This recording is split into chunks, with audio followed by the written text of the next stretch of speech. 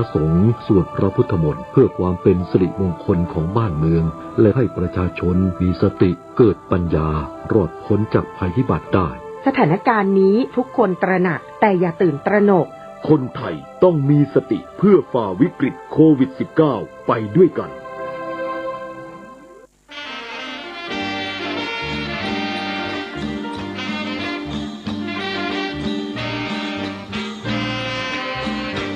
กสิกรแข็งขังเป็นกระดูกสันหลังของชาติไทยจะเรืองอำนาจเพราะไทยเป็นชาติกสิกรรมกสิกรแข็งขังเป็นกระดูกสันหลังของชาติไทยจะเรืองที่นี่สถานีวิทยุ FM 104.50 เมกะเฮิรตซ์วัดฝายหินมหาวิทยาลัยเชียงใหม่จังหวัดเชียงใหม่รายการต่อจากนี้ไปขอเชิญท่านผู้ฟังทุกท่านเข้าสู่รายการดีมีคุณค่าน่าติดตามรายการเกษตรเพื่อชีวิตดำเนินรายการโดยกลุ่มรักเกษตรประสานงานโดยนายพิชัยคงพิทักษ์คณะเกษตรมหาวิทยาลัยเชียงใหม่หมายเลขโทรศัพท์053944030ขอเชิญทุกท่านติดตามรับฟังได้ณบัดนี้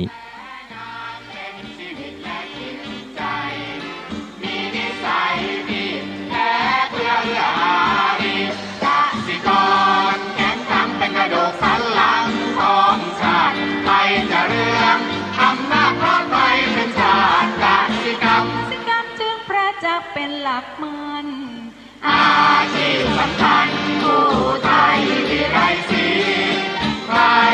จะเก็บใครจะแข็งแรงทวีสวัสดีครับท่านผู้ฟังพบกับรายการเกษตรเพื่อชีวิตสำหรับวันนี้เสนอเรื่องมองการไกลไปให้ถึงก่อนเข้าสู่รายการก็มีธรรมะมาฝากท่านผู้ฟังจากหนังสือพจนานุกรมพุทธศาสตร์ของพระราชวรมุนีประยุทธ์ประยุทธ์โตกรมการศาสนากระทรวงศึกษาธิการวันนี้จะพูดถึงเรื่องของสมาธิภาวนา 4การเจริญสมาธิวิธีการฝึกสมาธิแบบต่างๆจำแนกตามวัตถุประสงค์มี4อย่างคือ 1. สมาธิภาวนาที่เป็นไปเพื่อทิฏฐธรรมสุขวิหารคือเพื่อการอยู่เป็นสุขในปัจจุบันเช่นใช้เป็นเครื่องพักผ่อนจิตหาความสุขยามว่างเป็นต้น 2. สมาธิภาวนาที่เป็นไปเพื่อการได้ญาณทัศนะ 3. สมาธิภาวนาที่เป็นไปเพื่อสติและสัมปชัญญะ 4. สมาธิภาวนาที่เป็นไปเพื่อความสิ้นอาสวะคำว่าอาสวะคือกิเลสที่หมักหมมอยู่ในจิตนะอันนี้ทำไมถึงยกหัวข้อนี้มาพูดให้ท่านผู้ฟังก็เพราะว่ายุคปัจจุบันนั้นเขาเรียกว่าคนเรานั้นมีความเครียดอย่างมากมายมีทุกข์ในจิตใจมากมายมีปัญหาต่างๆอารมณ์ทางจิตใจซึ่งจะเป็นความเครียดที่มีมากแล้วก็ไม่รู้จะไปหายังไงอย่างยุคเนี้ยเราประสบปัญหาวิกฤตการณ์ทางเขาเรียกเศรษฐกิจสังคมการเมืองการปกครองนะสิ่งแวดล้อมต่างๆแล้วก็ตัวเรานี่แหละเราเนี่ยเขาเรียกว่าเป็นที่ตั้งเป็นหลายๆอย่างทีนี้เราเองนะจัดการชีวิตของเราอาจจะมีปัญหาไม่สามารถปรับตัวสอดคล้องสถานการณ์เพราะเราส่วนใหญ่เนี่ยเราประกอบอาชีพเราก็คิดแค่เฉพาะเบื้องต้นเท่านั้นไม่คิดการไกลว่าอาจจะเกิดอะไรขึ้นเราไม่รู้เอาเฉพาะอยู่หลายๆคนนั้นชอบคิดสั้นๆอย่างเงี้ยคือสมมุติเราทำงานได้เนี่ยแล้วเขาเรียกทำมาหากินนะก็คิดแค่นี้ทำมาหากินเก็บไหมเขาไม่เคยเก็บเพราะว่ามันไม่พอเก็บหรือว่าเก็บมันไม่สนุกสนานมันใช้ทำมาหากินนะจริงๆทำมาหากินมันต้องมีเก็บเพื่ออะไรเพื่อสร้างความมั่นคงชีวิตถ้าเกิดอะไรสิ่งแวดล้อมที่มันมีปัญหา ตกงานหรืออะไรต่างๆแล้วถ้าเอาเงินที่เราเก็บมาใช้แต่บางคนนั้นท่านผู้ฟังก็คงจะทราบว่าทำมาหากินได้เงินมาก็ใช้ไปได้เงินมาก็ใช้ไปเพราะว่ามันไม่พอใช้จ่ายอันนี้คือปัญหาที่เกิดขึ้นแล้วมันก็สร้างความทุกข์ตัวเองเมื่อสถานการณ์ทางสิ่งแวดล้อมรอบตัวของเรามีปัญหาอย่างวันเนี้ยคนตกงานโรคระบาดที่มันเกิดขึ้นแล้วเรียกว่ารัฐบาลก็ไม่ได้เขาเรียกจะเอาวัคซีนมาให้กับเรานะฟรีจริงแต่ถามว่าคุณภาพไหมไม่มีคุณภาพพอแล้วจะเกิดปัญหาเกิดขึ้นแล้วทำไมรัฐบาลไม่เอาวัคซีนดีๆมาให้ก็น่าคิดพิจารณานี่คือตัวอย่างนี่ตัวเราเองวันนี้เรามองที่ตัวเราว่าเราจะแก้ปัญหาอย่างไรเพราะว่าถ้าการที่เกิดวิกฤตการระบาดของโรคมันเขาเรียกอะไรระบบการป้องกันไม่ดีพอก็ใช้วิธีการเขาเรียกว่าปิดประเทศปิดแรงต่างก็เศรษฐกิจมันก็เสียหายสิเพราะฉะนั้นระบบถ้าเราเกิดโรคระบาดเราใช้วิธีการคือถ้าเราไม่มีอะไรก็ใช้ถุงนะหุ้มเหมือนก็ห่อตัวเรานี่แหละไปในโลกต่างๆไปที่ต่างเนี่ยให้ไม่ให้ติดโรคต่างๆธุรกิจก็เดินไปได้แต่รัฐบาลก็คงไม่เอาวิธีการที่ว่าปิดเลยปิดต่างๆสถานที่ต่างๆมันก็หยุดชะงักมันก็ลามตอนนี้มันหยุดชะงักเหมือนเครื่องบินนะท่านผู้ฟังมันไม่ได้ขึ้นนะมันไม่ได้ขึ้นทุกวันมันก็ไปไม่ได้อะอะไรต่างๆรถไม่เคลื่อนที่มันหยุดชะงักเนี่ยแล้วกว่าจะเคลื่อนที่มันก็เคลื่อนยากโรงงานต่างๆเครื่องจักรมันหยุดไปเนี่ยมันก็จะเคลื่อนที่ยากมันไม่ชำนาญแล้วมันหยุดไปมันก็เสียหายใช่ไหมนี่คือภาวะที่เกิดขึ้นเพราะนั้นตอนนี้ที่มันเกิดขึ้นเราแก้ต่างๆข้างนอกตัวเราแก้ยากนะเราต้องมาแก้ที่ตัวเราทำยังไงถึงตัวเราจะได้มีความสงบที่เกิดขึ้นจะให้ไปเขาเรียกว่าไปหาหมอเครียดไปหาหมอเดี๋ยวนี้มีคนเป็นสองแบบนะท่านผู้ฟังประเภทที่ว่าเครียดจนเป็นโรคประสาทอันนี้แบบที่หนึ่งนี่แบบที่สองเครียดจนเขาเรียกว่าซึมเศร้าที่เกิดขึ้นไปดูอาการของโรคซึมเศร้าที่มันมีตัวบ่งชี้มากมายหลายคนเป็นโรคซึมเศร้าเก็บตัวเก็บแรงต่างมันก็ซึมไม่อยากคิดอะไรมันเหมือนกับโดนสภาวะของอะไรสิ่งแวดล้อมมันลุมเล้าจนทนไม่ได้ปุ๊บก็ปฏิเสธมันเลยปุ๊บระบบร่างกายมันผิดปกติมันก็ต่อต้านมันก็ซึมไปเลยไม่อยากจะพูดไม่อยากจะคุยเป็นเรื่องผิดปกติแต่กลุ่มที่มันเล้ามากๆอย่างมันคุมไม่เป็นมันก็โรคประสาทที่เกิดคิดนู่นคิดนี่ปัญหาข้างคาใจเกิดขึ้นมันไม่หาทางออกไม่ได้คิดแล้วก็คิดอีกคิดแล้วก็คิดอีกอันนี้เป็นเรื่องจริงที่เคยทดลองไว้ว่าไอ้คนเรามันเครียดเพราะอะไรก็เครียดเพราะว่าเรานั้นคุมสติไม่เป็นเรื่องเล็กๆน้อยก็คิดซ้ำแล้วซ้ำอีกซ้ำแล้วซ้ำอีกคิดมาอยู่นั่นแหละทางออกไม่มีก็ทับอยู่ในจิตใจของเราต้องคิดมากๆเขาเรียกหัวร้อนปวดหัวต่างๆเส้นโลหิตระบบหัวใจเต้นแรงมากตึกต่างๆเหล่านี้มันเกิดขึ้นจริงๆนะท่านผู้ฟังเพราะนี่เราจัดระบบความคิดไม่เป็นเพราะเราไม่เคยฝึกเรื่องของสมาธิเราก็ปล่อยให้มันไปตามใจเราสั่งแล้วใจสั่งมามันก็ผ่านไปเสียหายหมดเลยทีนี้จะเอาเรื่องสมาธิมาพูดก็เพราะว่าเพื่อให้ทุกท่านรู้จักใช้สมาธิซึ่งอยู่ในหลักวิชาการหลายๆที่นะสมาธิคือความมีจิตตั้งมั่นอยู่ในอารมณ์เดียวเราจะคิดเราทำอะไรให้มีเรื่องเดียวอย่าไปคิดหลายๆเรื่องคิดหลายเรื่องมันทับถมมันคิดไม่ออกคิดนู่นคิดนี่คือหมายความว่ามันคิดมันทับกันไปทับกันมาเรื่องนู้นเรื่องนี้มันก็ทำให้เราเครียดเพราะนั้นวิธีการจัดการความเครียดเราก่อนเศรษฐกิจไม่ดีต่างๆเนี่ยมันเกิดขึ้นก็สงบจิตสงบใจให้เป็นทำสมาธิเกิดขึ้นสมาธิคือความมีใจตั้งมั่นในอารมณ์เดียวอารมณ์คืออะไรสภาวะทางจิตใจที่เปลี่ยนแปลงไปตามสิ่งเร้าทางอายตนะต่างๆตาหูจมูกลิ้นกายใจของเราก็หยุดไม่รับอารมณ์ต่างๆพอเอาทีละเรื่องสมมุติอารมณ์ต่างๆมันเข้ามาปุ๊บเนี่ยเรามีสมาธิเนี่ยเราก็ทำให้เขาเรียกเรามีสติปัญญารู้เท่าทันอารมณ์นี้หยุดไม่คิดต่อจบนะมันก็จิตมันก็ว่างทำให้จิตเป็นกลางแล้วจิตมันไม่รับรู้อารมณ์ที่มากระทบมันจิตเป็นกลางคือคล้ายๆกับว่าหลายๆลมเข้ามาก็หยุดมันบ้างไม่ใช่มันทับถมอยู่ตลอดเวลาแล้วค่อยคิดทีละเรื่อง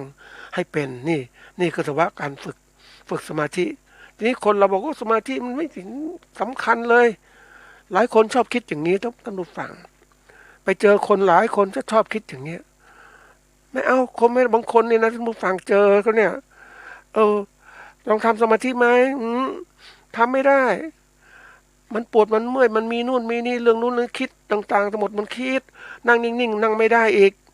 เดินไปเดินมาอีกมันคิดต่างๆทั้งหมดนี่คือตัวอย่างแล้วก็คุมจิตใจไม่ได้เนี่ยคุมไม่ได้ปุ๊บก็แน่นอนเรื่องราวต่างๆก็เข้ามามากมายเพราะฉะนั้นการที่เราหัดฝึกคิดให้เป็นลมเดียวเนี่ยเรื่องนี้สำคัญพระองค์ทรงสอนเรื่องพุทโธพุทโธลมหายใจก็ได้ดูแลสัมมาระหังนามาปะทะก็ได้แล้วแต่ให้มันคิดเรื่องเดียวซะก่อนนะภาวนาสัก30 นาที15 นาทีแล้วแต่เราจนทั้งมันเข้มข้นมันจิตมีอารมณ์เดียวแล้วค่อยคิดทีละเรื่องมันจะละเอียดมากขึ้นมันจะทำให้เราเห็นต่างๆทีนี้บางคนบอกทำสมาธิเห็นได้ประโยชน์ก็แน่นอนลองดูสิประโยชน์ของสมาธิเนี่ยสมาธิภาวนาเนี่ยการเจริญสมาธิเนี่ยมันให้ประโยชน์อะไรบ้างประโยชน์เพื่ออะไรทิฏฐธรรมมาสุขวิหารเพื่อความสุขเนี่ยในปัจจุบันทำให้จิตใจสบายมีความสุขแค่นี้ก่อนนะอันถัดมาคือทำเพื่ออะไรเพื่อได้ญาณทัศนะคือญาณทัศนะคือการรู้บางอย่างที่เกิดขึ้นญาณว่าความรู้เนี่ยสู่ความสำเร็จมันเริ่มรู้มองเห็นได้เพราะว่าคนเราถ้าคิดเรื่องเดียวมันจะทำให้เราเห็นบางสิ่งบางอย่างได้ชัดเหมือนคำว่าสงบนิ่งแล้วเห็นเนี่ยอันนี้ตัวที่สำคัญนะท่านมาคือสมาธิมีสติสัมปชัญญะอย่างที่บอกว่าฝึกไประดับหนึ่งมันจะมีสติรู้เท่าทันอารมณ์ปัญญาเกิดขึ้นสัมปชัญญะความรู้ตัวก็ทำให้อารมณ์ต่างๆเป็นกลางอารมณ์ที่เข้ามาอื่นๆไม่ได้มันก็หยุดไปหมดเอาอารมณ์อื่นๆที่ไม่ดีออกไปค่อยเหลืออารมณ์เดียวที่เราต้องการพิจารณาอันที่4เนี่ยก็คือว่าเพื่อสิ้นอาสวะกิเลสคือเครื่องหมักดมในจิตใจของเรานั้นมันอยู่ในสันดานของเรานี่แหละมันจะกำจัดมันได้ก็ต้องมีสมาธิแล้วก็สมถะวิปัสสนากำจัดกิเลสอย่างกลางอย่างหยาบอย่างกลางอย่างละเอียดนี่ตรงนี้สำคัญมันทำให้เรานั้นจัดการกับจิตใจเราได้นะบอกว่าเป็นสิ่งสำคัญมากนะท่านผู้ฟังเราจะอยากรู้จิตใจคนเราเนี่ยส่วนใหญ่ชอบมองเรื่องของอะไรเรื่องของกายทุกข์จัดการกับกายมันดีแต่ไม่สนใจใจอ่ะ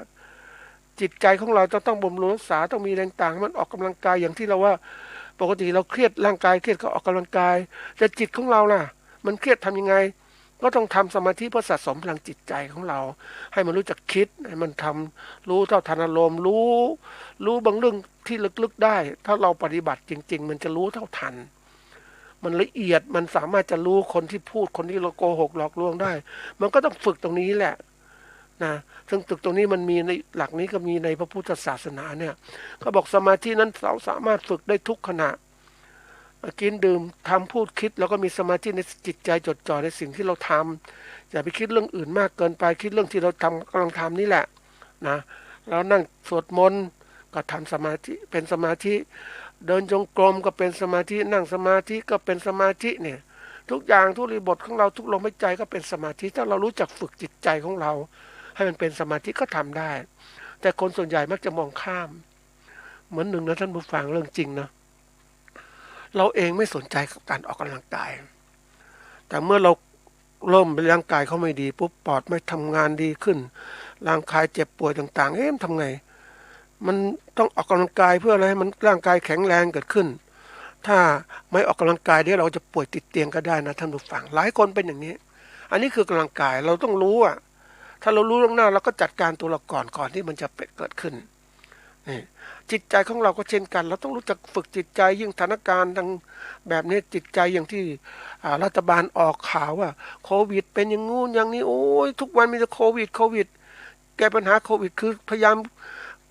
พูดเรื่องโควิดจนทั้งคนมันเครียดนะท่านผู้ฟังแล้วก็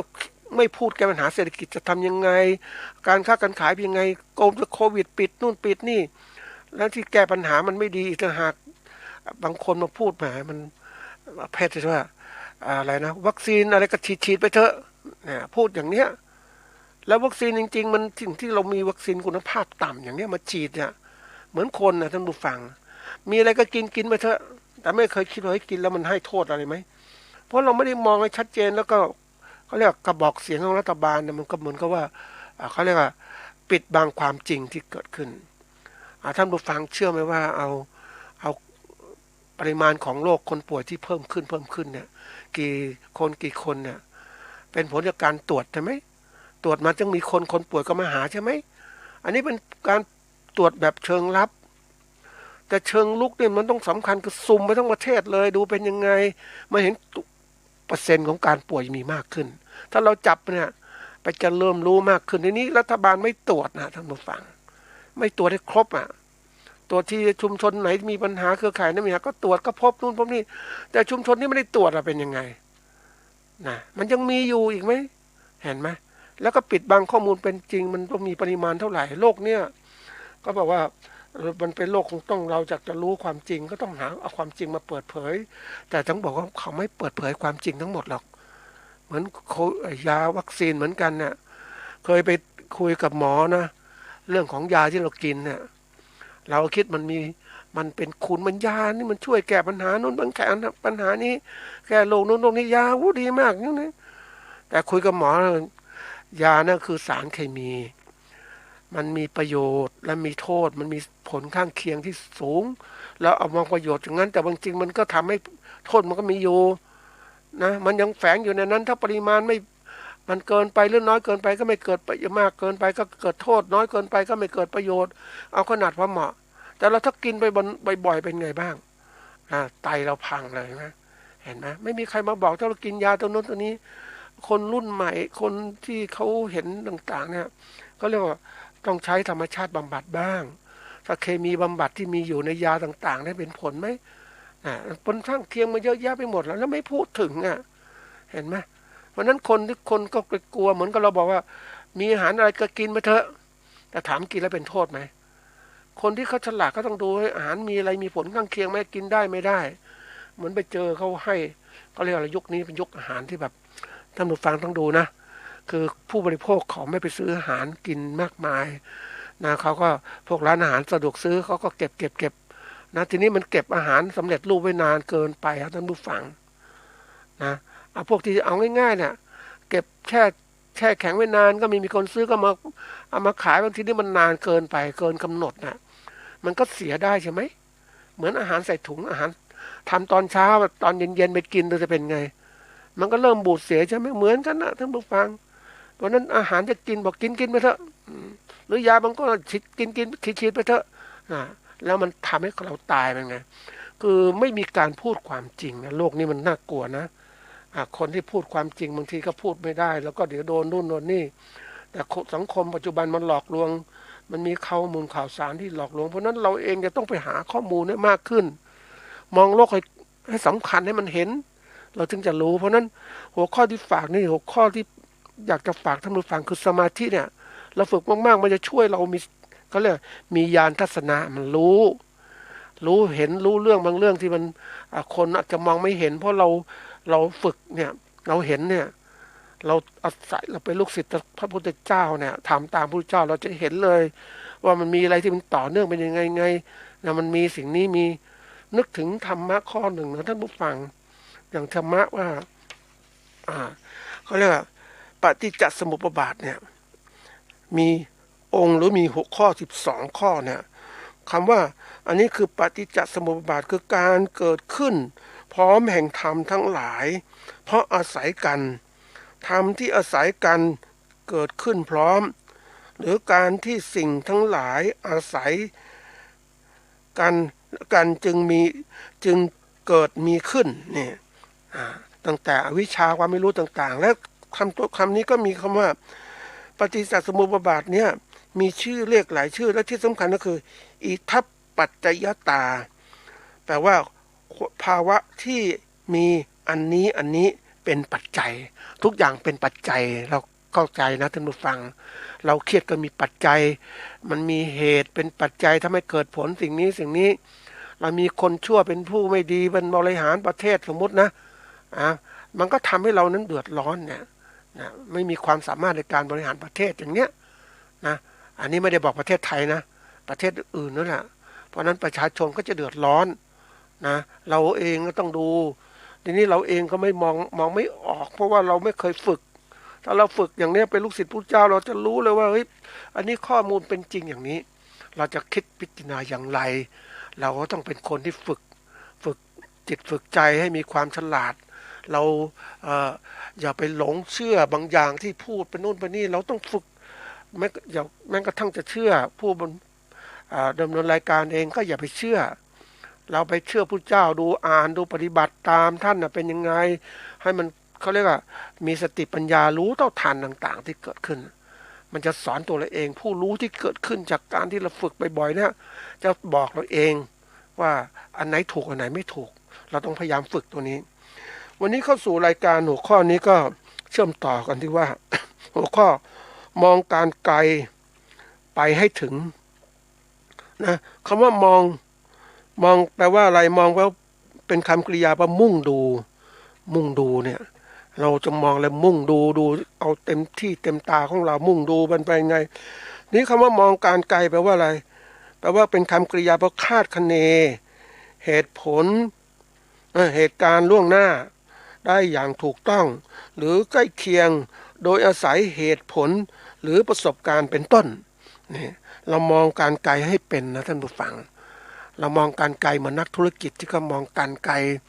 ในตอนปฏิวัติ22 พฤษภา57เนี่ยนักธุรกิจที่เขาเก่งนะเขาไม่ลงทุนเลย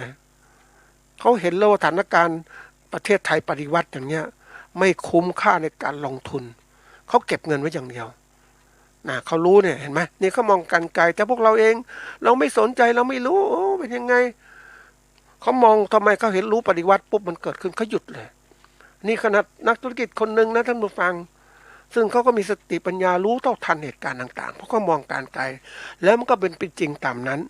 นะอันนี้มองการไกลนี่ไอ้คำว่าการเนี่ยอย่างที่ว่าก็คือเรามองเนี่ยการก็คือเป็นคำนามว่าเหตุเขามูลมูลไม่ใช่มูลนะมูลมอม้าสระอูรอเรือรอลิงเนี่ยมูลเนี่ยเราทำอะไรต้องมีมูลมีข้อมูลเนี่ยข้อมูลต่างๆในการตัดสินใจเราต้องมีข้อมูลไม่ใช่ทำอะไรโดยตามอารมณ์คนส่วนใหญ่บางทีทำตามอารมณ์นะท่านผู้ฟังทำตามอารมณ์มันก็ไหลไปตามอารมณ์ที่ปรุงแต่งนู่นเป็นปรุงแต่งนี่สติปัญญารู้ไม่เท่าทันมันก็พังสิเพราะนั้นมันต้องมีข้อมูลเราเห็นข้อมูลปุ๊บเราก็รู้แล้วว่าเหตุการณ์จะเป็นอย่างนี้เนี่ยมันเรามีข้อมูลว่าปฏิวัติเนี่ยเป็นใครบ้างอย่างนี้สมมุตินะเราเห็นเนี่ยเรารู้เนี่ยเหตุการณ์ยังไงเรารู้ว่าและไอ้คนทำเนี่ยมันเป็นยังไงเราก็รู้อีกแล้วก็เอาข้อมูลนี้มาตัดสินใจในการประกอบการธุรกิจนักธุรกิจขนาดใหญ่เนี่ยเขาให้ความสำคัญเขาเรียกผู้ประกอบการขนาดใหญ่เขาให้ความสำคัญกับอะไรกับเรื่องข้อมูลข่าวสารมากแล้วเขาวิเคราะห์โดยก็มองการไกลนี่แหละคาดคะเนเหตุการณ์ล่วงหน้าได้ถูกต้องหรือใกล้เคียงโดยอาศัยเหตุผลหรือประสบการณ์ยิ่งคนมีเหตุผลและประสบการณ์มากๆเขามองออกเลยว่าวิเคราะห์เป็นอย่างนี้เหตุกันอย่างนี้ปุ๊บมันชัดเจนนะท่านผู้ฟังเหมือนคนทำชั่วนั่นแหละเหมือนคนที่ผิดลูกผิดเมียเอาง่ายๆเนี่ยมีเมียคนที่1แล้วโอเคแล้วไปเอาเมียที่2ปุ๊บแล้วถามว่าจะหยุดไหมมันไม่หยุดนะมันเคยชินมานิสัยมันก็เอาคนที่3ที่4ที่5อย่างเนี้ยเนี่ยไหมมันเรามองเห็นชัดเจนว่ามันผิด1มันก็มีผิด2ผิด3เพราะนั้นเราแบบนี้เราเลือกได้เราเห็นคนเนี่ยเรารู้เนี่ยประสบการณ์เรามองเห็นเพราะว่าคนที่มันตามเขาเรียกทำตามกิเลสตัณหามันพาไปเนี่ยมันอันตรายมันเป็นอารมณ์นี่แหละเพราะนั้นถ้าเรามีสติปัญญารู้เท่าทันปุ๊บหยุดนี่เรามองคนก็มองเห็นชัดเพราะเราดูตัวเราก็เป็นอย่างนี้เพราะนั้นเนี่ยเดี๋ยวทำไมทั้งหมดเนี่ยที่มาพูดตัวนี้มองการไกลไปให้ถึงคือทำว่าไปให้ถึงใช่ไหมว่าไปถึงจุดหมายที่เราตั้งเวลาเราเป็นนักธุรกิจเลือกทำอะไรนะเราต้องพยายามมองคนเราส่วนใหญ่นะท่านผู้ฟังชอบมองอะไรก็สั้นๆเอาอย่างง่ายๆนี่แหละเราทำมาหากินแล้วก็ทำมาหากินนะได้หาเมื่อกินหาก็กินมีเก็บไหมไม่ได้เก็บไม่ได้วางแผนว่าแบ่งเป็น4ส่วนเงินที่ได้มานะเขาเรียกว่าเก็บไว้1ส่วนแบ่งเป็น4ส่วนนะได้เงินมาเก็บไว้1ส่วนนะ2ส่วนเนี่ยเอาไว้กินไว้ใช้อีกส่วนนึงก็ตอบแทนบุญคุณผู้มีพระคุณต่างๆนี่หรืออย่างนี้เป็นสิ่งที่สำคัญแล้วก็ฝึกนิสัยอย่างนี้เกิดขึ้นมันจะรู้จักแบ่งปันมันจะได้มาปุ๊บเนี่ย ยิ่งดูคนเขาทำงานนะท่านผู้ฟังเขาทำไมก็ทำงานได้วันละ300 กว่าบาทเนี่ยนะวันละ200บางคนก็280เนี่ยนะโอ้ทำงานทุกวันได้มาก็อะไรค่าเป็นค่าห้องพักค่าอาหาร3 มื้อค่าเสื้อผ้าค่าโทรศัพท์เดี๋ยวนี้ค่าโทรศัพท์สมาร์ทโฟนนี่สูงนะใช้ดูนู่นดูนี่โอ้ทุกอย่างหมดไปแล้วไม่ได้คิดอาการล่วงหน้าเพราะอะไรคือไม่ได้มองเหตุการณ์ข้างหน้าจะต้องมีครอบครัวจะต้องมีเงินใช้ยามแก่ไม่ต้องคิดข้างหน้าคือไม่คิดอะเพราะอะไรเลยไหมทำไมไม่คิดก็เพราะไอ้ความสุขที่มันมองมันหล่อหลอมเราเนี่ยมันหล่อหลอมทำให้เรานั้นคิดเรียกว่ามองไปว่าความสุขเฉพาะปัจจุบันไม่เห็นความสุขไม่เห็นความสมบูรณ์ของชีวิตก็เหมือนคนง่ายๆท่านผู้ฟังก็มีคนที่หลายคนนะท่านผู้ฟังก็เจอว่าประเภทที่โสดนะคือคือสนุกสนานกับการทำงานนะมีความสุขนะเลยไม่อยากมีครอบครัวมีวุ่นวายคิดไปด้านนู้นมันคิดไปอย่างนั้นนะทีนี้ปรากฏว่าก็เสียณมาปุ๊บโอ้โหไม่มีใครท่านผู้ฟังมีเงินจริงมีทุกอย่างพร้อมความสุขที่มันมีอยู่จะถามว่าสุขจริงๆมันเป็นยังไงสุขแบบปุถุชนมันต้องมีครอบครัวหรือว่าคนช่วยเหลือจะไม่มีญาติพี่น้องนี่มันอยู่โดดเดี่ยวอย่างเนี้ยโอ้โหมันน่าสงสารนะเห็นไหมนี่คือมองตอนที่เขามีเขาเรียกว่าตอนที่เขามองเห็นโลกเนี่ยเขาก็มองข้ามมันไปมันก็เรียกติดสุขบางคนก็เห็นคนติดสุขตัวเดียวนะคือตัวเจ้าของเองนะมีความสุขไม่ต้องรับผิดชอบไม่ต้องมองไม่มีลูกเนี่ยสบายนะคือคิดอย่างเนี้ยมันคิดมันแตกต่างไม่ใช่ว่าเป็นอันนี้เป็นฆราวาสนะท่านผู้ฟังผู้ครองเรือนแต่เป็นพระภิกษุอีกแบบหนึ่งนะนั่นก็ต้องไม่มีพวกนี้เรามองจากเรื่องคือให้มองการไกลแต่เขาไม่มองการไกลไม่คิดข้างหน้าเห็นคนพวกนี้ก็น่าพิจารณาท่านผู้ฟังมีความสุขทำงานมีความสุขส่วนตัวลืมไปว่าเฮ้ยเวลาแก่จะเป็นยังไงนะไปเจอบางคนก็มามันสูงวัยแล้วเกษียณมาจะเป็นอย่างไรเห็นไหมนี่คือการมองที่ติดสุขเฉพาะชั่วคราวไม่ได้มององค์รวมแห่งชีวิตว่าเรานั้นเป็นมนุษย์เนี่ยมันต้องมีอย่างนี้เอาแล้วอยู่ยังไงอยู่แต่ผู้เดียวยังไงเพราะว่าตอนหนึ่งเขาเห็นความสุขของเขาเขาเลยลืมมองความสุขนะที่ยืนยาวในชีวิตของมนุษย์ต้องมีความสุขเหล่านี้เกิดขึ้นจากการที่เรามีเขาเรียกว่าวัตถุนะความสุขจากเขาเรียกว่าจากอามิตรต่างๆมันสร้างความสุขทีนี้มันหมดไปมันไม่มีทำไงเห็นไหมไม่มีใครดูแลเราแล้วจะทำยังไงนี่มันต้องคิดเพราะนั้นการมองการไกลสำคัญมากเลยการมองการไกลเวลาสมมุติเรามีชีวิตครอบครัวเนี่ยเราเห็นเราต้องยอมลำบากนะท่านผู้ฟังแบ่งเวลาการมีครอบครัวเราก็คิดว่าจะเอาความสุขส่วนตัวเราคิดเฉพาะหน้าของเราไม่พอเราคิดข้างหน้าต้องมีความสุขจะแก่จะมีคนพึ่งยังไงมีภรรยาสามีต่างๆมีลูกขึ้นมาลูกเป็นยังไงคน2 คนพอไหมเนี่ยมันต้องคิดต่างๆเผื่อไว้เพราะมันต้องเหมือนกับว่าพึ่งพาอาศัยกันเหมือนการลงทุนใส่กับเงินใส่กระปุกออมสินอย่างนั้นแหละมันก็เกิดการตอบสนองเกิดขึ้นใช่ไหมนี่เราไปคิดแบบเฮ้ยต้องคิดแบบสั้นๆนะคิดแบบคนญี่ปุ่นน่ากลัวมากเหมือนกันนะไอ้ความยากลำบากที่มันเกิดขึ้นคือภาวะสังคมว่าสิ่งแวดล้อมมันกดดันมากๆเลยคือทำให้คนเนี่ยมันคือสมมติว่าคนต้องมีที่พึ่งมีครอบครัวแต่งงานกันแต่ปรากฏว่าไม่กล้ามีลูกเพราะต้องมีลูกเมื่อไหร่ปุ๊บฝ่ายหญิงจะต้องออกจากงานเพราะต้องดูแลลูกนะฝ่ายชายก็ทำงานมันค่าใช้จ่ายสูงแล้วบางทีเรียกว่าทำงานเป็นที่บริษัทก็ให้ออกเนี่ยเขาเลยไม่อยากมีลูกนะแต่งงานก็ไม่อยากมีลูกที่นี่มันก็ลามมาสิอายุมากแล้วทำไงนะเกิดเพราะว่าอะไรพวกนี้ฝ่ายหญิงฝ่ายชายเนี่ยก็ต้องมีพ่อมีแม่ใช่ไหมเพราะนั้นตัวเองต้องเลี้ยงพ่อแม่ต้องดูแลพ่อแม่มันกลายเป็นสังคมที่ว่าสังคมปัจจุบันที่ยังมาญี่ปุ่นมันเป็นอย่างนี้ก็เพราะว่า เกิดภาวะทางเขาเรียกอะไรทางการแข่งขันทางเศรษฐกิจที่มันเกิดขึ้นมายาวนานจนลืมวางแผนของความที่เราเน้นหนักไปมากอย่างใดอย่างหนึ่งมันก็เสียหายด้านสังคมก็อ่อนแอแล้วไอ้ตอนนี้มันเกิดภาวะที่ว่าขาดแรงงานนะทำยังไงการเกิดใหม่คนรุ่นใหม่ก็ไม่ก็เกิดขึ้นคนแก่คนเฒ่าก็ยังไม่ยอมตายเนี่ยเป็นสังคมผู้สูงวัยเนี่ยมันหนักนะ นักค่าใช้จ่ายจะเป็นยังไงคนรุ่นที่ปัจจุบันลำบากมากแล้วเพราะอะไรไม่มีลูกแล้วต้องมาทำมาหากินเพื่อประเทศเพื่ออะไรต่างๆเก็บภาษีเสียภาษีไปเพื่อโอ้ยคนที่ก็เรียกคนแก่คนเฒ่าทำไมไม่ได้ทำงานบางคนก็มองโอ้เป็นคนที่ไร้ประโยชน์ไม่มีคุณประโยชน์อะไรกินอย่างเดียวน่าจะตายไปเสียอย่างเนี้ยเนี่ยเพราะนั้นมันก็เลยกลายเป็นว่าเกิดภาวะที่เขาเรียกว่าการเคลื่อนที่ของเศรษฐกิจของประเทศมันช้าลงเนี่ยทีนี้ถ้าเราวางแผนเป็นเนี่ยท่านผู้ฟังมันต้องยอมที่ว่าเราฐานะที่เรานั้นจะสร้างความเจริญเติบโต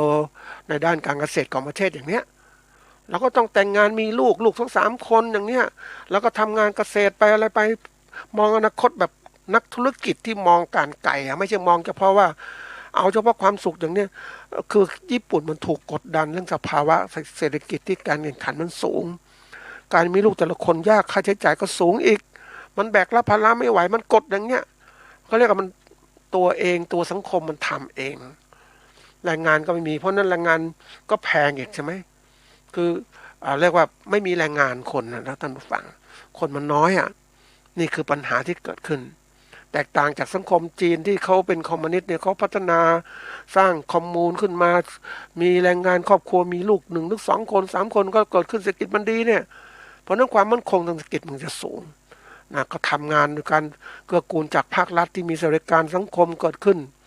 นะจะทำอย่างไรนี่คือการวางแผนคือการมองเนี่ยต้องมองอย่างนี้เพราะนั้นมองให้มันไกลในฐานะที่เราเป็นผู้ประกอบการเกษตรของเราต้องมองการไกลให้ชัดไม่ใช่คิดเฉพาะว่าแค่นี้พอแล้วคันไปเรื่อยๆไปเรื่อยพอมีพอกินไปอยู่อย่างเงี้ยคือไม่คิดว่าพอมีพอกินพอเก็บพอที่จะลงทุนข้างหน้าอีกต้องคิดนะเพราะอะไรเราไม่คิดว่าเราจะอยู่อย่างนี้ท่านผู้ฟังเชื่อไหมว่าวันนี้ที่แบบถ้าเราไม่พัฒนานะระบบเศรษฐกิจที่มันจะทับถมเราไม่อีกยังไงเพราะอะไรรู้ไหมก็เราไม่ได้อยู่แบบสังคมเกษตรแบบดั้งเดิมแล้ววันนี้เป็นสังคมเกษตร 4.0 ซึ่งต้องมีใช้เทคโนโลยีต่างๆเข้ามาใช้นวัตกรรมต่างๆมันได้ใช้แล้วก็ใช้เขาเรียกหลักการทำงานที่ว่าทำน้อยได้มากอย่างนี้ทำน้อยได้มากเป็นสิ่งสำคัญนะท่านผู้ฟังลงทุนน้อยได้มากนั่นคือการใช้เทคโนโลยีเข้ามาช่วยนวัตกรรมต่างๆมาช่วยเพราะนั้นคนกลุ่มหนึ่งที่คิดแบบเดิมๆยังเป็นแบบเนี้ยนะคนกลุ่มหนึ่งที่เป็นนักธุรกิจแบบใหม่เขาคิดอย่างนี้ปุ๊บเขาลงทุนเขามองเห็นเนี่ยเพราะนั้นเมื่อผลิตสินค้ามาแล้วสินค้าเกษตรเหมือนกันเลยแต่ระบบแบบเดิมๆเนี่ยมันค่าใช้จ่ายมันค่าต้นทุนมันสูงระบบใบใหม่ที่เขาต้นทุนมันประกอบการมันต่ำเอาตัวอย่างไก่ที่เราเลี้ยงอย่างเนี้ยนะเราเลี้ยงไก่แล้วก็ปล่อยไปตามนู่นวิ่งไปนู่นนี่มันวิ่งจนมันกินอาหารก็วิ่งไปมันตัวก็น้ำหนักก็ไม่เพิ่มขึ้นเลยไม่เพิ่มเพราะว่ามันใช้พลังงานไปอื่นๆแต่ไก่ที่เขาเลี้ยงสมมติเลี้ยงในเล้าในกรงของเขาเนี่ยเคลื่อนที่นิดเดียวกินแล้วก็เป็นไข่กินแล้วก็เป็นไข่แต่ไก่ที่เราเลี้ยงมากินแล้วมันวิ่งไปหมดพลังงานไข่ก็ไข่ฟองเล็กลงแล้วถามมาขายเนี่ยขายแข่งกันนะไอ้ผู้ประกอบการที่เขาใช้เทคโนโลยีชั้นสูงเขาขายเนี่ยมันถูกกว่าปุ๊บก็สามารถที่จะขายถูกกว่าแล้วถามว่าใครจะซื้อเราผลิตแบบดั้งเดิมเพราะนั่นคือมองว่าถ้าเราไม่พัฒนามันไปไม่ได้ละวันนี้โลกพัฒนาต่างๆแล้วเนี่ยพวกนี้มันที่มันวางแผนมันเก่งนะมันวางแผนเรื่องของผู้ประกอบการเกษตรยุคใหม่นะเก่งมองครอบคลุมหมดเลยนะมองเขาเรียกว่ามองครบห่วงโซ่ของการผลิตต้นน้ำกลางน้ำไปน้ำมองเห็นหมดทุกอย่างนะก็คิดการไกลเขาผลิตมาขายอย่างไรมีตลาดของตัวเองไหมมีอะไรเขาคิดหมดเลยมีร้านสะดวกซื้อเขาเองไหมเนี่ยแต่เรามีใครของเราผลิตมาเรามองแคบๆแล้วค่อยๆแก้ปัญหาทีละส่วนเขาเรียกทีละส่วนค่อยๆทำปัญหาคือมีเป้าหมายเล็กๆก็ทำไปแล้วก็ค่อยไปเปลี่ยนแปลงหาความรู้เพิ่มเติมแล้วค่อยขยับขยายมันไม่ทันแล้วท่านผู้ฟังอิทธิปัจจยตาหรือปฏิจจสมุปบาทเนี่ยสิ่งนี้มีมันอาศัยกันและกันเพราะนั้นถ้าเราเตรียมพร้อมมันทำนี้มันมีทั้งหมดเนี่ยมันจะเห็นชัดเจนเลยเหมือนผู้ประกอบการขนาดใหญ่นะการเกษตรขนาดใหญ่เขาวางหมดนะยอมรับว่าเขาวางเขาเรียกว่าครบห่วงโซ่ต้นน้ำกลางน้ำมีหมดเลยเขาวางไม่หมดเลยบริษัทใหญ่ๆที่เขาลงทุนทางการเกษตรเขาทำจริงๆเขารู้ว่าเฮ้ยทำแล้วเนี่ยมันคุ้มเนื่องจากว่าสินค้าเกษตรเนี่ย เป็นสินค้าที่สำคัญเพราะคนต้องกินใช่ไหมต้องกินต้องใช้เพราะนั้นก็เลยทำให้มันเติบโตเป็นเกษตรอุตสาหกรรมนี่มันต้องลามเป็นอย่างนี้เพราะนั้นทีนี้เขาคิดแบบนั้นคุ้มกว่าลงทุนนิดเดียวกำไรเยอะแยะเลยแต่ถ้าเราคิดแบบเดิมๆเรากินเอาไว้กินไว้ใช้อย่างเงี้ยอยู่แบบชนบทมันอยู่ได้ถ้าคิดแบบนี้อยู่ได้เป็นชีวิตหนึ่งชีวิตถึงเราอยู่แบบเขาเรียกพออย่างนั้นอะแต่ถามว่ามันไปไม่ได้เพราะถ้าเราจะสินค้าไปขายเงินเราต้องการเสื้อผ้าต้องการโทรทัศน์ต้องการพัดลมต้องการแอร์คอนดิชันอย่างเงี้ยเราต้องทำยังไงเห็นไหมมันไปไม่ได้เพราะมันไม่มีเงินที่ไปซื้อใช่ไหมเพราะนั้นเราอยู่ในกระแสโลกอะไรก็ต้องคิดว่ากระแสโลกมันเปลี่ยนกระแสโลกของทุนนิยมเพราะทุนนิยมมันแรงมากเลยเราอยู่กระแสที่ต้องเข้าใจสิ่งแวดล้อมต่างๆเพราะนั้นโอกาสของเราจะทำไงก็ต้องเดินตามกระแสมันทันแล้วก็ประคองตัวเองนะเหมือนเราเนี่ยอย่างที่พูดไปแล้วเนี่ยก็จำได้นะฝั่งพูดถึงเรื่องของว่าฉลามตัวมันใหญ่นะมันก็กินลูกใหญ่ๆเพราะเล็กๆมันกินไม่ได้มันต้องกินใหญ่ๆแต่มันมีเหาฉลามมันเป็นปลาชนิดหนึ่งซึ่งเกาะปลาฉลามเหล่านั้นแล้วก็เกาะว่ายตามไปเพราะนั้นฉลามใหญ่ๆมันกินชิ้นใหญ่ๆไอ้มันเศษเนื้อเศษแล้วมันกินไม่หมดน่ะแล้วก็เจาะไปที่ก็ปลาหูฉลามหาฉลามก็กินสบายเลยไม่ต้องไปทำงานลำบากนี่คือการหาช่องว่างในธุรกิจของการประกอบการเกษตรมันจะมีช่องว่างใหญ่ๆเนี่ยแต่ก่อนมันมีโฆษณานะใหญ่ๆทำเล็กๆไม่ทำเพราะมันทำใหญ่มันต้องใหญ่ใช่ไหมมันจะเล็กมันไม่คุ้มอ่ะทีนี้ช่องเล็กๆมันต้องเอาคนที่มีชำนาญเพราะนั้นเกษตรผู้ประกันเกษตรยุคใหม่ๆที่เขาเก่งๆนะเขาจะทำแบบเขาเรียกเกษตรแบบพิถีพิถันนะแล้วสินค้าผลิตผลของเขามีคุณภาพเขาขายแพงนี่เขาอยู่รอดได้สบายๆเพราะรายใหญ่ๆมันทำไม่ได้เกษตรแบบรายใหญ่จะทำแบบละเอียดมีคุณภาพสูงทำไม่ได้เพราะนั้นนี่ก็เลยอยู่ได้เอาตัวอย่างท่านผู้ฟังไปเจอร้านขนมนะขนมมีชื่อในท่านผู้ฟังขนมก็เรียกว่าขนมหวานทางแถวเชียงใหม่นะไม่พูดถึงชื่อหรอกแต่ว่าเขาทำขนมมาขายขนมไทยนี่แหละนะห่อเล็กๆอะไรเล็กๆแต่รสชาติมันดีมากเหมือนดั้งเดิมเลยไม่ได้ทำเหมือนเป็นผลิตจำนวนมากเนี่ยผลิตจำนวนพอสมควรพอขายให้คนติดอกติดใจอยากซื้อมันแพงเนี่ยเขาขายกำไรดีมากนะอันนี้แต่ถ้าเป็น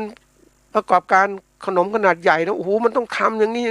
นี่มันมีปริมาณมากแล้วมันไม่พิถีพิถันรสชาติก็ไม่อร่อยต่างๆแล้วเนี้ยห่อก็ไม่สวยอย่างเงี้ยเห็นไหมนี่คือการกลยุทธ์ในการทำเพราะนั้นผู้ประกันเกษตรต้องคิดว่าเราจะอยู่จุดไหนของเขาเรียกเศรษฐกิจของเราอะเศรษฐกิจสังคมเราจะอยู่จุดไหน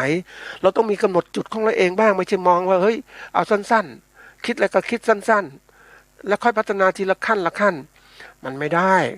ยุคใหม่เนี่ยเขาเรียกว่าเรามองไปข้างหน้าเสียก่อนเราอยากเป็นอะไรอยากเป็นอะไรอยากเข้าตรงนี้ผมมองให้ชัดศึกษาให้มันชัดเจนก่อนจะลงมือประกอบอาชีพแล้วเราก็ทำให้มันดีที่สุดไปที่สุดพัฒนาความรู้ต่างๆมันเกิดขึ้นทีละขั้นตอนอันนี้ความรู้มันเกิดข้องกับการผลิตและการตลาดที่มันมีอยู่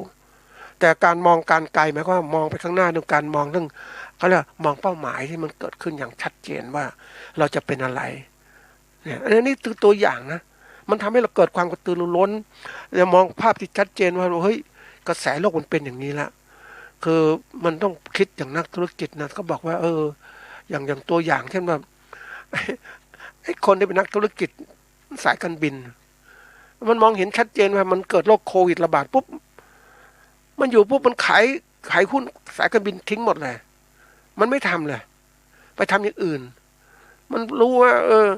คือการที่เขามองออกว่าไอ้ธุรกิจสายการบินนะในช่วงโควิดถามว่าใครจะเดินทางโลกมันก็ติดกันง่ายใช่ไหมวันนั้นกว่าจะฟื้นเขาก็ไปซื้อทีหลังขายไปก่อนช่วงนี้กำลังเศรษฐกิจดีๆขายไปคนยังไม่รู้เนี่ยไอ้คนที่ไม่รู้ก็ไปซื้อหุ้นซื้ออะไรต่างๆเพราะคิดมันจะดีเสียที่ไหนได้ไอ้คนเก่งมันมองการไกลออกว่าข้างหน้าเนี่ยเป็นยังไงเห็นไหมมันเป็นอะไรที่มันต้องคิดอย่างเรียกนักธุรกิจอ่ะเราคิดมองมันแต่ถ้ามองคิดเป็นนักธุรกิจมันเขาเรียกมันฆ่าตัวตายนะมันฆ่าตัวตายจริงๆนะ คือคิดไม่เป็นน่ะมันก็ทำไปผิดทางปุ๊บมันก็เหมือนกับว่าลงทุนแล้วไม่ได้กำไรก็ขาดทุนน่ะเหมือนคนที่จะทำการผลิตสินค้าเกษตรในวันเนี้ยนะทุกตัวก็ทำไม่เคยทำอะไรก็ทำไปอยากจะมากขึ้นเพื่อจะมีรายได้จะถามว่าเฮ้ยสถานการณ์วันนี้มันเป็นยังไงผลิตสินค้าเป็นยังไงแล้วการตลาดเป็นยังไงนะเราจะผลิตแบบเดิมโดยไม่มีการเปลี่ยนแปลงเนี่ยเราต้องดูให้มันอย่างตัวนี้อย่างเช่นได้คุยกับนักธุรกิจเกษตรคนหนึ่งจริงๆเขาไม่ได้นักธุรกิจเกษตรนะท่านผู้ฟังเพียงแต่ว่าเขาเป็นคนที่มีความรู้จบปริญญาตรีนะก็จบปริญญาตรีปุ๊บก็ไปทำอะไรต่างๆมันก็ลำบากนะเพราะว่าปริญญาตรีต้องดูว่าปริญญาตรีด้านอะไรแล้วจะทำอาชีพนี่มันอาชีพมันแข่งขันกันสูงอ่ะแกไปไม่ได้แกทำไม่ได้ก็เลยก็ไปทำธุรกิจครอบครัวที่เกิดขึ้นนะไปทำธุรกิจการเกษตรนะที่ครอบครัวทำมานานก็คือเรื่องของการทำงานะงาดำงาเนี่ยมันต้องเป็นแบบว่าน้ำมันงาที่ขายเนี่ยมันแน่นอนว่าขายงาเนี่ยมันก็ได้ราคาหนึ่งแต่มาบีบคั้นด้วยให้เป็นน้ำมันเนี่ยมันอีกราคาหนึ่งเพราะนั้นการที่จะทำงาพวกนี้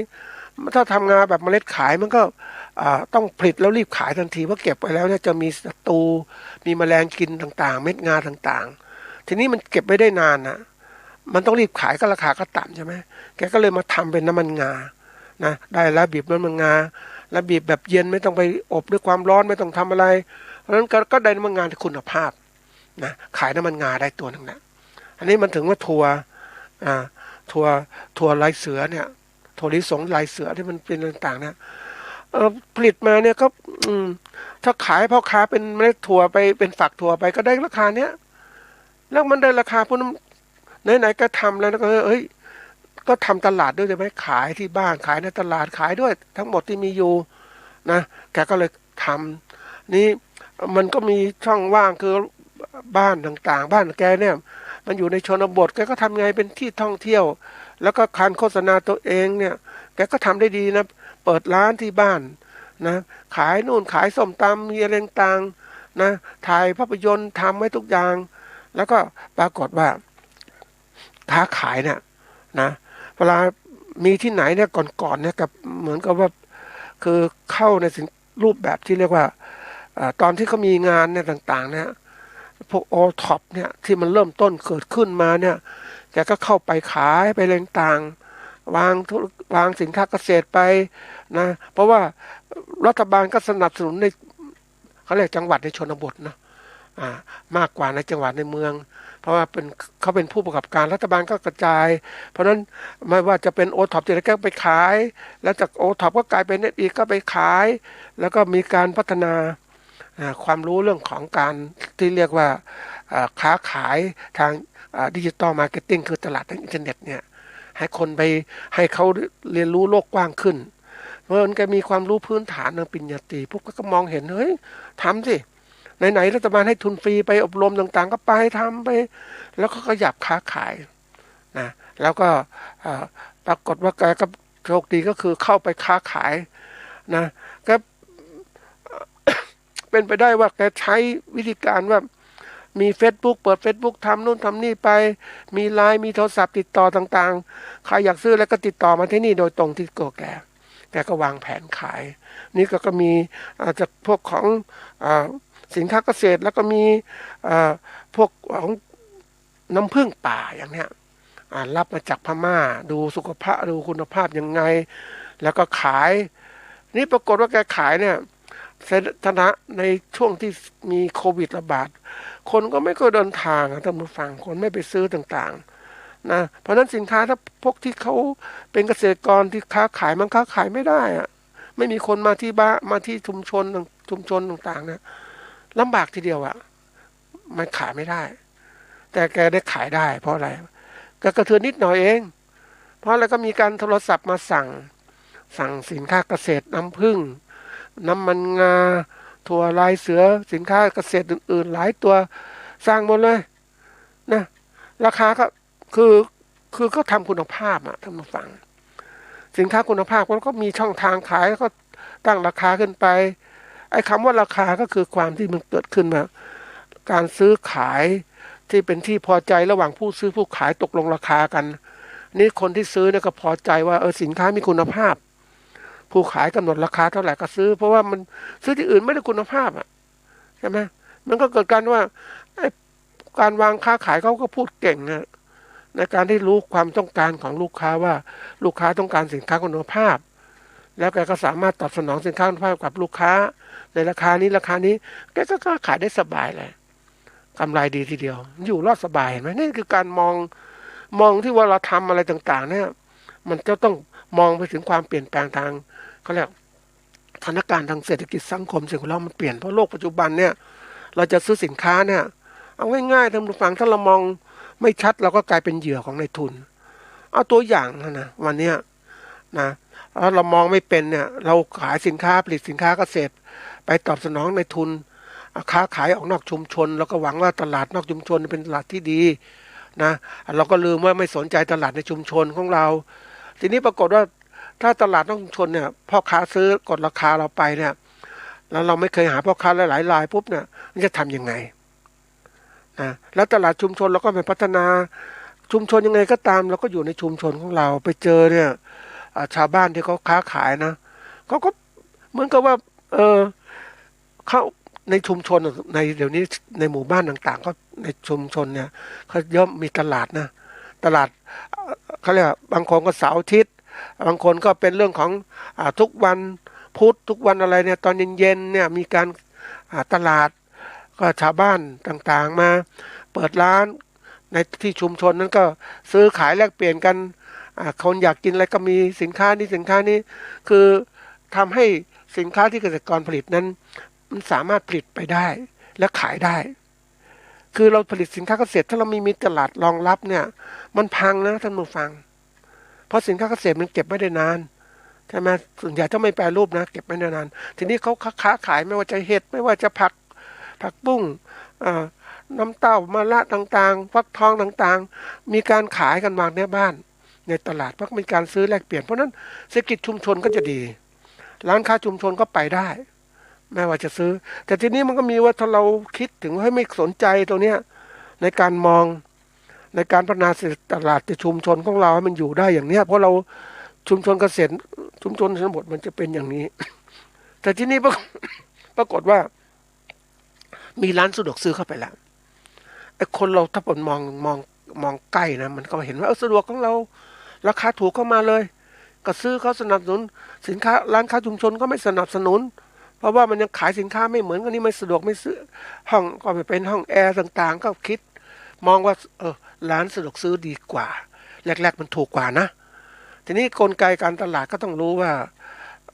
ราคาสินค้าเป็นตัวนำที่ไหนราคาถูกคนก็จะไปซื้อ ทีนี้ไม่ได้มองการไกลมันถูกมันทำลายกลยุทธ์ราคาในท่านผู้ฟังก็คงจะทราบว่ามันทำลายคู่ค้ามากจริงๆเลยคนที่มีต้นทุนสินค้าเกษตรต่ำนะแล้วก็สามารถขายสินค้าเกษตรได้แล้วคนมาซื้อมันก็เป็นทำลายคือขายราคาไม่สูงพอได้กำไรนิดหน่อยแต่ทุกคนที่เกษตรกรที่มีต้นทุนเกษตรสูงมาขายไม่ได้ราคามันแพงต้นทุนมันสูงเนี่ยราคาต้องแพงมันก็ไปไม่ได้เนี่ยเพราะนั้นร้านตลาดในชุมชนก็เหมือนกันรับสินค้าเกษตรกรมาขายอะไรต่างๆเหล่านี้มันอาจจะแพงแล้วไอ้ร้านสะดวกซื้อเข้าไปปุ๊บเนี่ยโอ้โหคนก็ซื้อแต่ที่สุดร้านในชุมชนมันไปไม่ได้ก็เลิกกิจการนะสิท่านผู้ฟังเลิกกิจการปุ๊บไม่มีผู้บริโภคในชุมชนเลือกเกษตรกรในชุมชนไม่มีทางเลือกเพราะร้านค้าเกษตรในชุมชนเลิกไปแล้วไม่มีแล้วมีแต่ร้านสะดวกซื้อถามว่าวันนี้ร้านสะดวกซื้อเหล่านี้ขึ้นราคาเลยทำยังไงจะไปกินที่ไหนเหมือนไปซื้อน้ำแข็งวันก่อนนะไปเจอปกติขาย7 หรือ 8 บาทอากาศมันร้อนนิดเดียวมันขึ้นราคาเป็น9 บาทท่านผู้ฟังมันกี่เปอร์เซ็นต์กันไปแล้วเห็นไหมแล้วไม่ซื้อก็ไปซื้อที่ไหนไม่มีเห็นไหมนี่คือร้านสะดวกซื้อที่เขาวางกลยุทธ์ต่างๆในประเทศไทยมันความผิดพลาดมันเกิดขึ้นคือเรามีร้านสะดวกซื้อมันน้อยรายไม่เหมือนต่างประเทศที่มันกระจายร้านสะดวกซื้อมันกระจายมีกี่ยี่ห้อที่ไหนมีหมดเลย อันนี้คือการที่เรียกว่าแข่งขันแบบสมบูรณ์แต่ทีนี้ประเทศไทยแข่งขันแบบไม่สมบูรณ์ก็คือรายใหญ่ๆผูกขาดรายเดียวไงเห็นไหมคนอื่นจะตั้งมันตั้งไม่ทันแล้วไอ้ตอนจะขยายมันทำไม่ได้คนอื่นจะขอระเบียบต่างๆช้าหมดเลยแล้วในทุนมันก็ผูกขาดหมดแล้วตั้งแต่ร้านขายส่งขนาดใหญ่ซูเปอร์สโตร์แล้วก็ร้านสะดวกซื้อเห็นไหมมันผูกขาดหมดแล้วเนี่ยท่านผู้ฟังเนี่ยประเทศไทย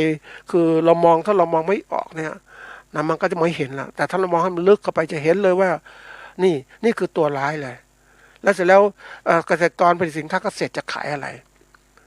เพราะนั้นขายก็คือลูกไล่ของเขาหมดเลยเห็นไหม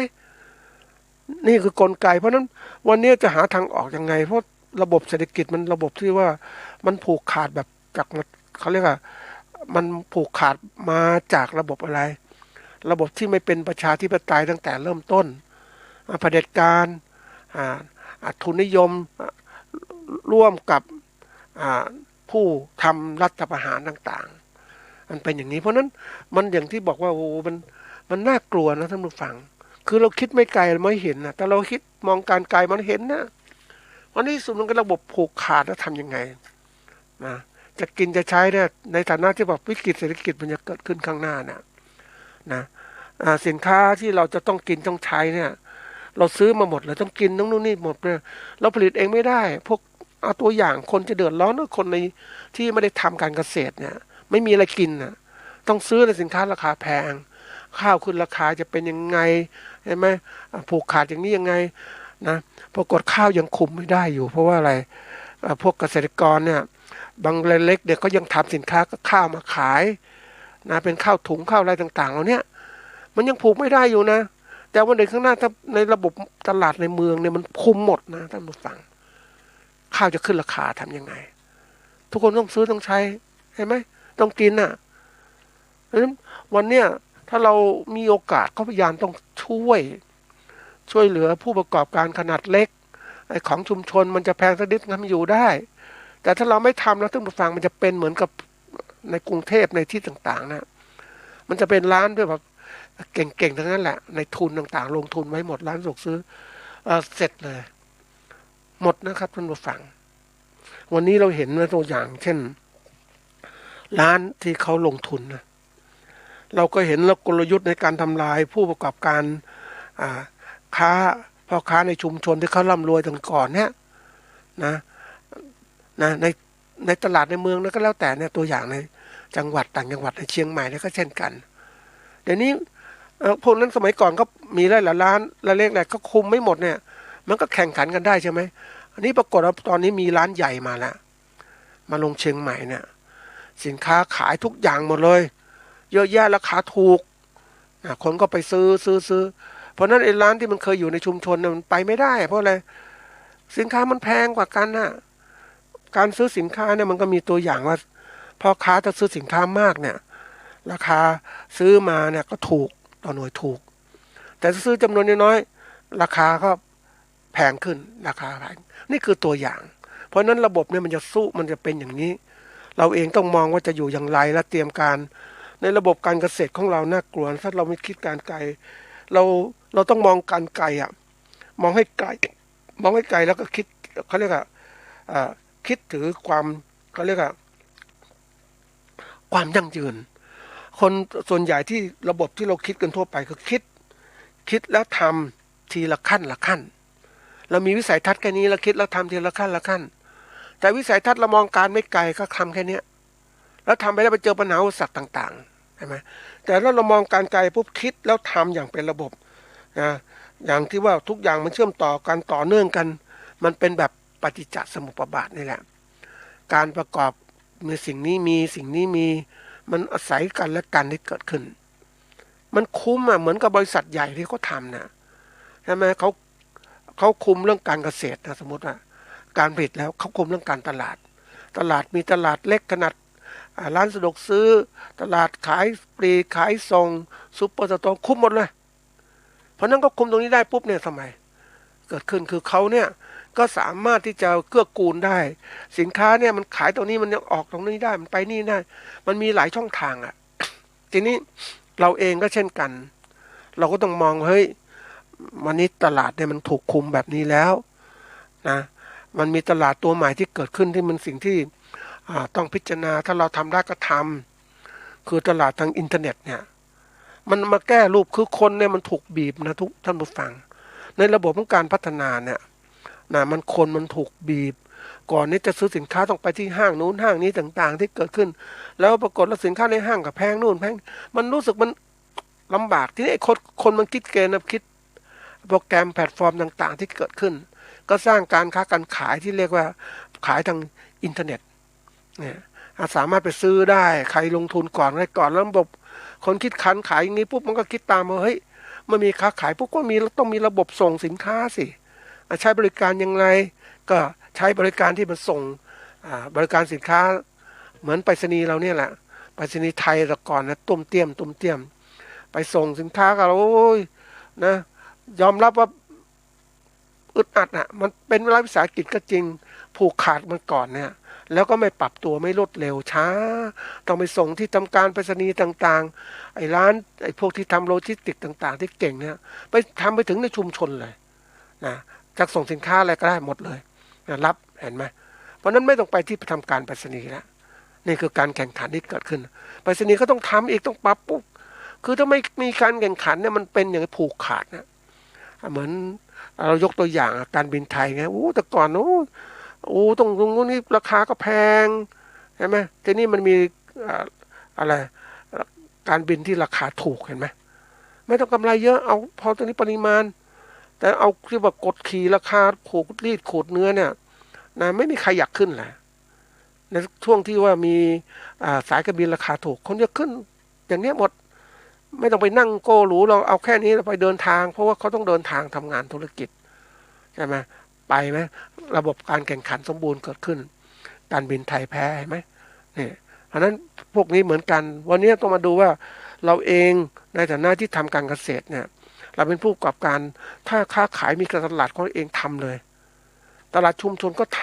ำตลาดนอกชนก็ทำนะเขามีออนไลน์มีเขาเรียกว่ามีที่บ้านก็ค้าขายมีตลาดของเองมีค้าขายอินเทอร์เน็ตต่างๆระบบดีมากขึ้นไปเลยทำต่างๆเจาะไปเลยอาศัยครั้งแรกๆอ่ะยังไปเจอคนที่เขาทำตัวนี้นะก็ถามว่าทำไมไม่คุณค้าขายยังไงอ่ะนะค้าขายแล้วก็หนูสมัครแบบนี้แต่รู้สึกว่ามันคิดแพงทำยังไงอ่ะก็หนูก็ใช้ไลน์เฟซบุ๊กโฆษณาอย่างนู้นนี้ไปแล้วก็พักพวกที่รู้จักก็ตามมา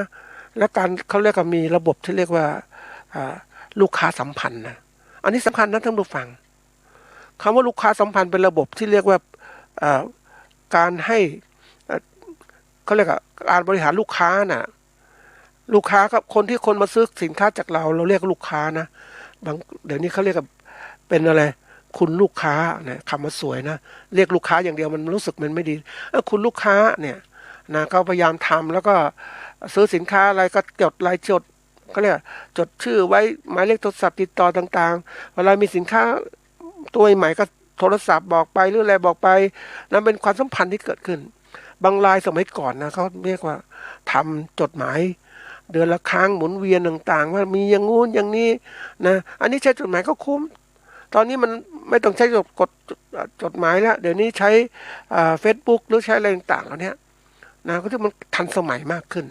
เราก็ใช้แบบนี้แหละท่านผู้ฟังให้มันก้าวมันทันกับกระแสของความเปลี่ยนแปลงบนโลกถ้าเราอยู่แบบเกษตรแบบเดิมๆมันไปไม่ไหวแล้วท่านผู้ฟังเราผลิตสินค้าคุณภาพดีนะพิถีพิถันราคาแพงเราสามารถขายได้ถ้าเราผลิตสินค้าไม่สนใจเอาไปถูกเขาว่าแล้วถูกมันสู้กับในทุนที่เขาทำได้ไหวไหมต้นทุนต่อหน่วยเขาต่ำกว่านะเขาก็ไปได้ใช่ไหมอันนี้ก็ตัวสำคัญนะท่านผู้ฟังเราต้องหาเอกลักษณ์ของเราว่าเฮ้ยเราจะทำยังไงนะเพราะนั้นวันนี้การที่เรามองการเรียกว่ามองการไกลมันมองที่อาศัยดูคาดคะเนนะดูเหตุการณ์ล่วงหน้าได้ถูกต้องหรือใกล้เคียงโดยอาศัยเหตุผลหรือประสบการณ์อันนี้ต้องฝึกนะท่านผู้ฟังต้องพยายามดูไม่ใช่ท ก้มหน้าก้มตาทำเกษตรเหมือนกับเราทำนาทำไร่สมัยก่อนก็ก้มหน้าก้มตาไถดูนั่นแหละไม่ได้คิดอะไรเลยว่าก็ถ่ายเพื่อได้ข้าวมาเท่านั้นแต่เราไม่ได้มองให้ข้าวมาขายเนี่ยขายใครมันกดราคายังไงเรามานั่งเสียใจตอนท้ายว่าเราไม่มีความรู้อ่ะพอค้ามันกดราคาเราใช่เราลำบากถ้าเป็นแทบตายหลังสุฟ้านาสุดินมันกดราคาอย่างเนี้ยแล้วเราไม่ได้สนใจเรื่องการตลาดเห็นไหมตอนหลังๆเนี่ยมันเริ่มคิดหาตลาดที่ไหนแต่พ่อค้ามันก็ไวนะมันก็วางแผนว่าเฮ้ยกดราคานี้ไอ้ชุมชนทั้งหมดมีพ่อค้ากี่ราย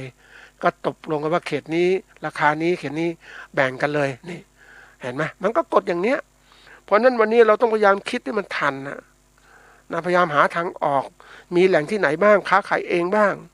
นะยิงไปเจอเขาเรียกว่าเจ้าของสวนส้มเนี้ยนะเด็กสนทนากันเป็นผู้มีความรู้นะเก่งมองออกจะทำยังไงคิดยังไงแปรรูปยังไงส้มนี่ทำยังไงเห็นไหมจนกระทั่งเขาเลยกลายเป็นว่าเป็นแม่เลี้ยงเนี่ยเก่งเนี่ยเพราะความที่มองออกนี่เองเราเองในฐานะที่จะเป็นผู้ประกอบการต้องคิดนะได้สนทนากับเขาพวกนี้นะยอมรับว่าการเป็นผู้ประกอบการไม่ง่ายนะมันต้องมีวิสัยทัศน์มองการไกลกำหนดภารกิจของเราที่ต้องทำมียุทธวิธีทำยังไงหาทางออกอย่างไรมันต้องคิดพัฒนาอย่างนี้ถึงจะเก่งอ่ะแต่เราคิดแบบทำนาหลังสุฟ้านสุดินอยู่อย่างเนี้ยไปวันๆก็ไม่ได้คุยกับใครวันๆก็ฟังอะไรวิทยุธรรมดากระจายเสียงรัฐบาลระบบอย่างเงี้ยไม่ได้มองเห็นเลยมันต้องอ่านนู่นอ่านนี่ดูดิสมาร์ทโฟนมีก็ดูเข้าไปเขาลึกเข้าไปไหนจะเห็นความเปลี่ยนแปลงที่เกิดขึ้นเห็นโลกต่างๆที่เกิดขึ้นตัวนี้สำคัญมากนะท่านผู้ฟังเราเองเราอยู่ในโลกเนี่ยโลกนี้โลกมันเป็นโลกที่แข่งขันกันอย่างเอาเป็นเอาตายนะและเพศที่บางครั้งแพ้คัดออกอ่ะคนเก่งอยู่ได้เพราะนั้นวันนี้มันโหดร้ายนะท่านผู้ฟังครับหมดเวลาแล้วสวัสดีครับ